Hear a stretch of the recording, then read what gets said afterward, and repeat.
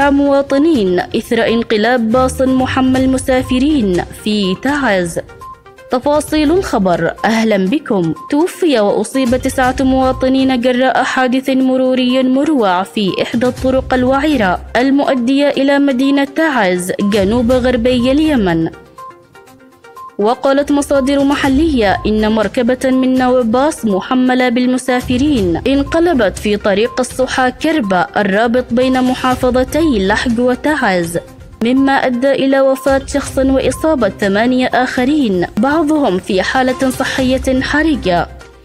وأوضحت المصادر أن الحادث وقع نتيجة ضيق الطريق بعد إغلاق نقيل هيجة العبد الاستراتيجي وتحويل حركة العبور عبر هذا الطريق الضيق الصحا كربة قبل نحو شهر، وذلك بسبب خلاف على الأتاوات بين أفراد حكومة عدن.